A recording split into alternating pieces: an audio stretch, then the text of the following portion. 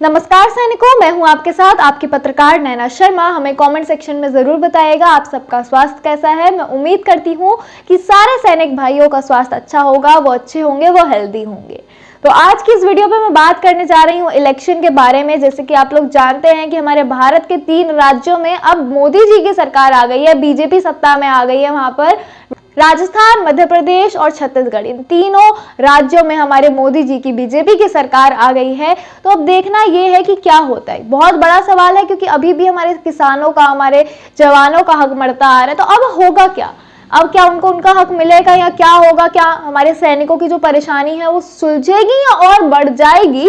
ये एक देखने वाली चीज होगी। एक बहुत बड़ा सवाल भी है कि अब होगा क्या, क्योंकि मोदी जी सुन तो रहे नहीं है। अभी भी 4 दिसंबर को बोला था कि मीटिंग करेंगे हमारे सैनिकों के साथ, वो मीटिंग भी नहीं हुई है। तो अब होगा क्या, ये बहुत बड़ा सवाल है। जब इलेक्शन में मोदी जी जीत रहे हैं तो इसका क्या मतलब है? क्या मोदी जी के सपोर्टर्स बढ़ रहे हैं? क्या मोदी जी को सपोर्ट करने वाले जो लोग हैं, जो हमारी भारत की जनता है, वो मोदी जी को सपोर्ट कर रहे हैं कि उनके कामों की वजह से, या फिर हमारी भारत की जनता के पास ऑप्शन नहीं है? क्योंकि हमारी भारत की जनता कांग्रेस से थक चुकी है, वो कांग्रेस को और मौका नहीं देना चाहती है। तो फिर से जो एक मौका है वो बीजेपी की सरकार को दिया गया है, मोदी जी की सरकार को दिया गया है। अब देखना ये होगा कि होगा क्या। या अब हमारे किसानों को उनका हक मिलेगा? हमारे जो सैनिक हैं, जो इतने समय से संघर्ष कर रहे हैं, क्या उनको उनका हक मिलेगा? ओआरओपी पे देख लो, एमएसपी पे देख लो, कहीं उनको हक ही नहीं मिल रहा, उनका हक मारा जाता है। सारी चीजों में उनका हक मारा जा रहा है, उनको हक उनका कम मिलता है, बेनिफिट उनको कम मिलते हैं जो मिलने चाहिए। तो ये सारी जो चीजें हैं, क्या आप सही होंगी या नहीं होंगी? सैनिक भाइयों, आप लोग मुझे कमेंट करके बताइएगा कि आपको क्या लगता है कि ये जो देश की जनता ने सपोर्ट किया और 3 राज्यों में अब बीजेपी की ये जो सरकार बन गई है इस बार, राजस्थान में पिछली बार तक कांग्रेस की सरकार थी, वहां पर भी इस साल अब जो है बीजेपी की सरकार है, मोदी जी की सरकार है। तो आप लोगों को क्या लगता है, इससे क्या प्रभाव पड़ेगा आप लोगों के ऊपर, सैनिक भाइयों के ऊपर क्या प्रभाव पड़ेगा? वो मुझे कमेंट सेक्शन में जरूर बताइएगा कि आप लोग क्या सोच रहे, कैसे देख रहे हैं इस पूरे मुद्दे को। ये जो पूरा इलेक्शन का अभी रिजल्ट आया है, तेलंगाना में छोड़ के ये 3 राज्यों के अंदर जो बीजेपी की सरकार बनी है, इस पूरे मुद्दे को आप कैसे देख रहे हैं और इससे आप पे क्या प्रभाव पड़ सकता है? आपको क्या लगता है वो कमेंट सेक्शन में हमें जरूर बताइएगा। अपनी राय कमेंट सेक्शन में जरूर बताइएगा, क्योंकि बहुत ज्यादा जरूरी है कि आप लोगों को आपके हक मिलें, क्योंकि आपकी वजह से हम लोग सुरक्षित रहते हैं। देश के वासी, एक एक नागरिक आपकी वजह से सुरक्षित है, क्योंकि आप बॉर्डर पर तैनात रहते हैं।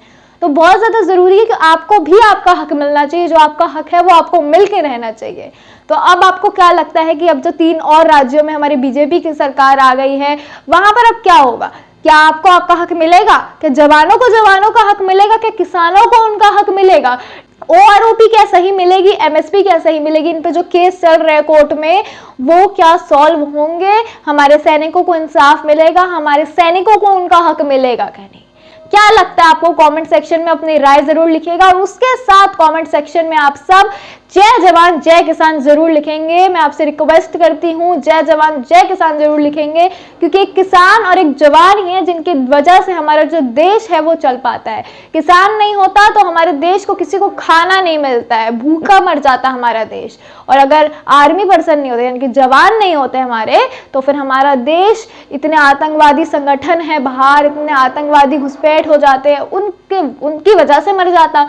तो ये दोनों जो कड़ी हैं हमारे देश की, बहुत ज़्यादा ज़रूरी हैं। 2 पहलू हैं हमारे देश के, जिनके बिना हमारा देश चल नहीं सकता है।